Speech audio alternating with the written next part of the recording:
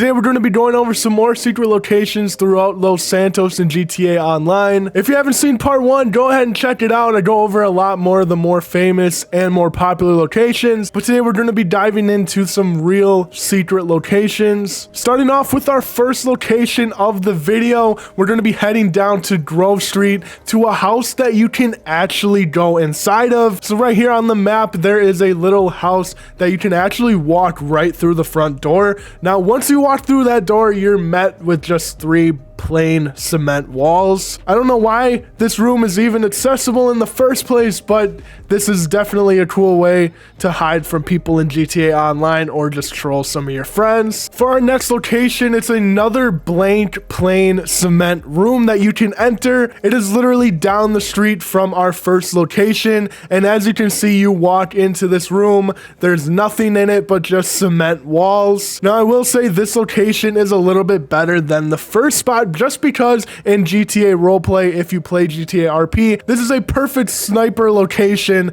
if you're trying to kill some other gang members in the game. Now, I think almost every GTA Online player knows that you can actually kill the mechanic in the LSCs, that you can actually kill the mechanic in the Los Santos Customs, and then you are able to enter these buildings freely. But if you go to this specific LSC on the map, you can actually explore a lot throughout the mechanic shop. There's stairs that lead up to this room that you can actually look at some of the different documents and posters. Right as you enter the office, you can actually see a little plaque that reads labor rates. Then there's also a couple of other documents that you can read and actually make out different storylines throughout the LSCs in Los Santos. But again, this is obviously one of the better Los Santos customs you can explore. Definitely recommend checking this one out. Heading down the road, there's actually a big warehouse building that's either under construction or it's being torn down. One of the two. There's a big sign that says for lease. You can actually enter inside of this. Now, obviously, this location sucks if you're trying to get away from other players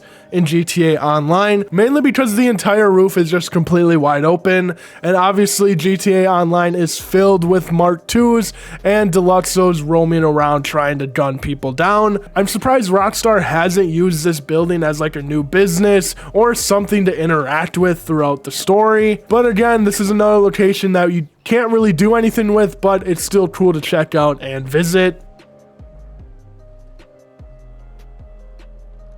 Throughout Los Santos, Rockstar allows us to go through a bunch of different garages. The first garage I'm going to be showing you is in the pillbox area, kind of towards Legion Square, and you can actually bring your car and drive directly into this garage right here. Now again, this video is just showing a bunch of locations that have no meaning and no purpose whatsoever, but nonetheless, this is still a location that you could use to get away from players. There's only one way you can actually close this garage door though, and you have to walk all the way to the back of the garage, and then the garage door will finally close. So if you bring your car, I don't think you can actually have your car and yourself inside of the garage at the same time for it to close, but it's still another location that you can still use to get away from those griefing players. Now heading on to the other location, this one's a little bit more cooler because we're in a lost and damned MC hideout, and there's actually an action figure that you can collect inside of it. So if you are still trying to find all the different action figures throughout Los Santos, this is another one of those locations. Now, same story, this one you can actually have your car in and the garage will close if you go all the way to the back, so that makes it even cooler. Now obviously this one's going to be a little bit more well known because of the action figure, but if people don't care about those collectibles, this is another location that is going to be very helpful for you. The next set of locations is a 2-for-1 special. Head over to Southeast Los Santos and head over to this location on the map. Now, this building is pretty familiar with most GTA players because it is seen throughout the story. And on top of this building, there is a helipad with 2 buildings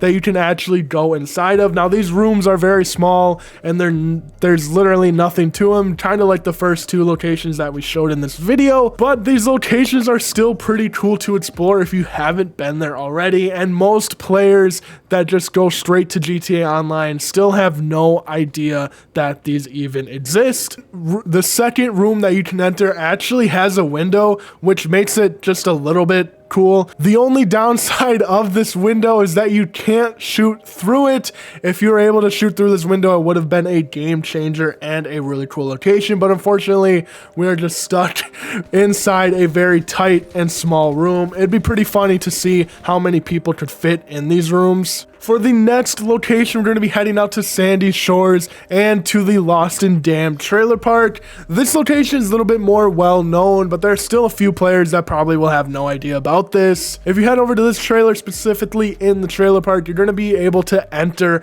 a trailer that always, for whatever reason, has a Lost and Damned person in here. I don't know why there's always a guy in this trailer, but he's here. He's cool. He won't shoot you. But yeah, you can literally just enter this trailer and explore it. There's not really too much to explore. I wish there would have been like some documents or maybe some other things for us to look at. And when you drive around the trailer park more, you're going to see that there are a couple of other green doors like the trailer that we entered, but unfortunately you can't enter those ones. Heading down towards Paleto Bay, there are a couple of secret rooms that you can enter, and they end up being some pretty crazy sniper towers. This one is a little tricky to get to if you have an Oppressor MK2 or Deluxe, so it definitely makes things a little bit easier, or even just a helicopter, to be honest. But once you get all the way up on top of this building, there is a huge room that you can enter. I think this is a part of an in-game event, but again, another wide open room that really doesn't have anything going for it. Most of these rooms throughout Los Santos get taken up by some different businesses that Rockstar adds into the game, so I'm curious to see if they will do that for this building. The downstairs area isn't as cool as the top part, but it still leads to a pretty cool little hideout that you can use to fight other players. But that is all that I have for part 2 of secret locations in GTA Online. I don't know if there is enough locations to do a part 3. Thank you for watching the video. I'll see you guys in the next one. Peace out.